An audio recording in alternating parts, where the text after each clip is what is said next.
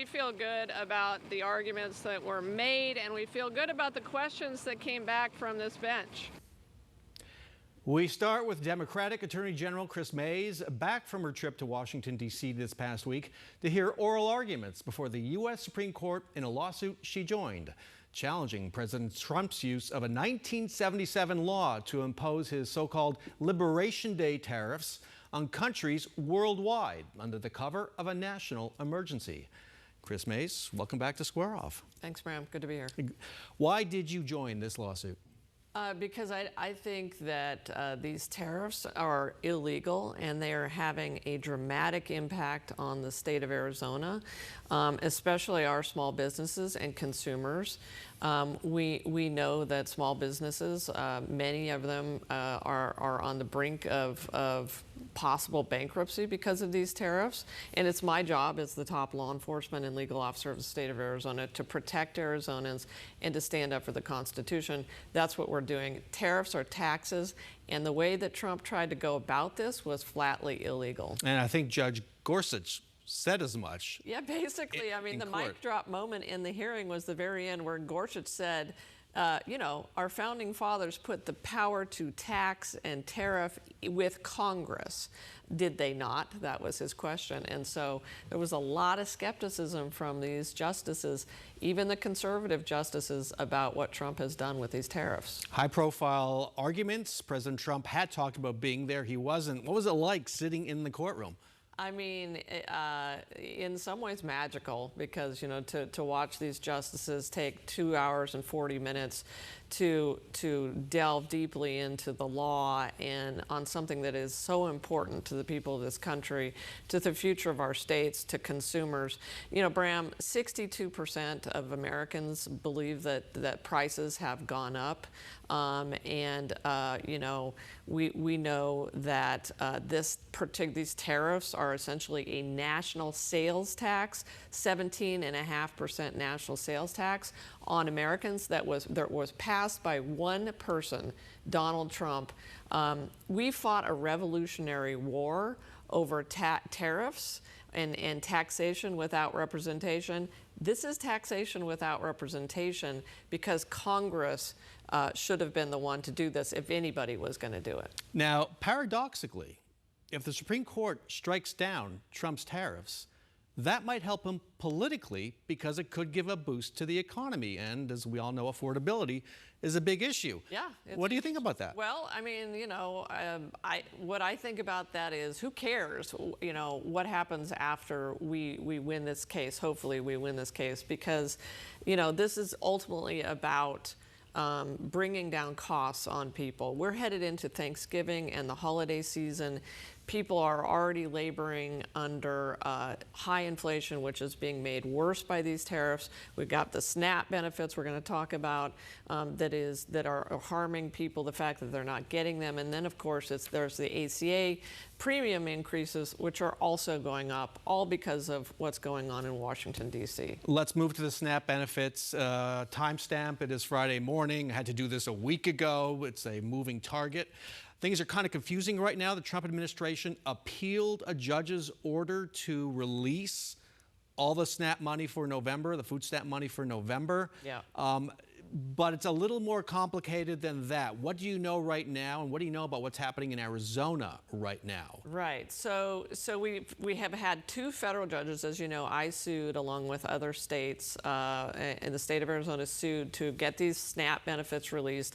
What Trump did in halting the $5 billion in contingency SNAP funding was illegal. So we sued. We won, and we've now had two federal courts say that those benefits need to be released. What we know right now is that despite the fact that Trump is apparently appealing, they are releasing some funds. It looks like in some states have gotten some funding. We are hopeful that we'll get funding here in Arizona, and we've been working with DES to get them ready to send out SNAP benefits as soon as that money hits our bank accounts, hopefully in the next couple weeks. Yeah, that's important. Next couple weeks, I understand at the DES end, this is a very complicated process. Once you get the money, and you still have to work with our pretty clunky computer systems to program them to send out the right amount. Yeah, if I may take a moment and lobby the legislature on your show, please overhaul the computer system at DES, which I think is like 50 years old. But, you know, we know that they're working as hard as they can. We've got great folks over at DES who are rejiggering the system as we speak to try to get these EBT cards.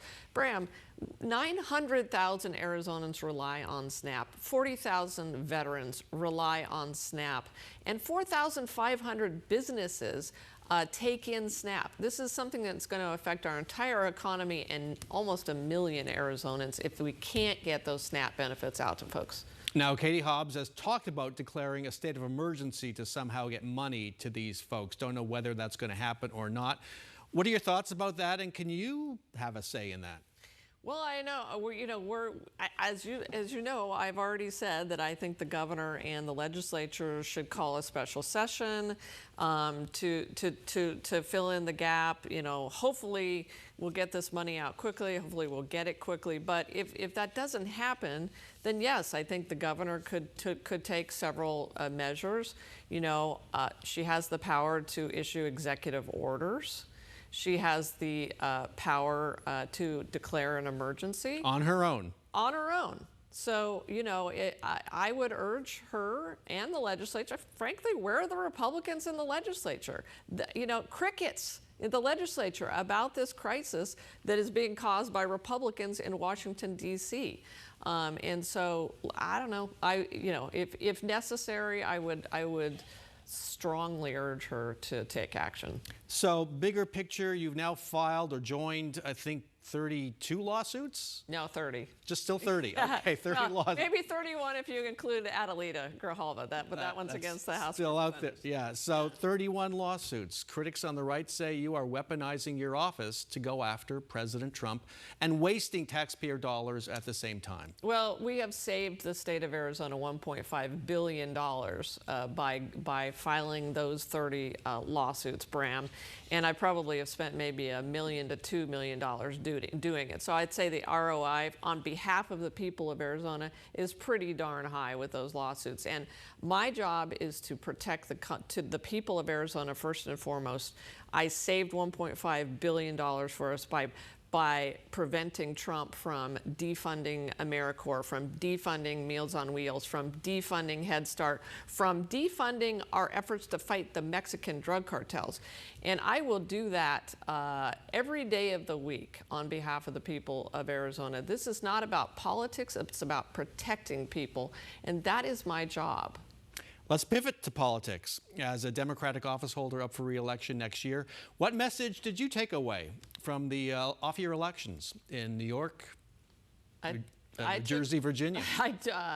I took away that we're doing exactly what the people of America want us to do. Which is? Which is stand up for our Constitution, which is to push back against the president whenever he violates the Constitution, which is to stand against chaos and corruption and cruelty.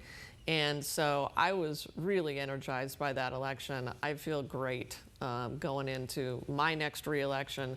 But as I have always said, Bram, this is ultimately about doing the right thing for the state, and I am going to do that. And if all I do with the rest of my life is spend the next year standing up for our Constitution and for the people of the state, then I'll be okay with that.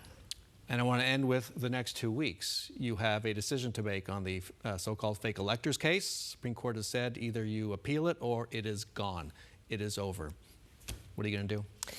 So I'm not going to announce that on your show, much as I often break news on your show.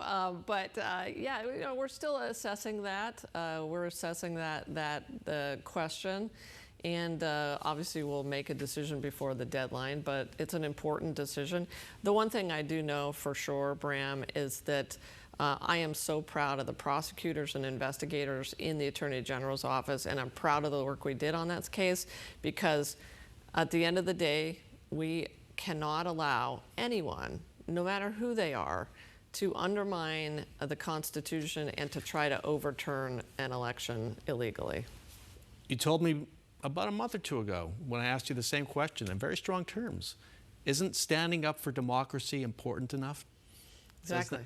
And so it sounded to me like you weren't going to give it up. I mean, look, I certainly don't want to give it up. It is certainly not something that I want to do.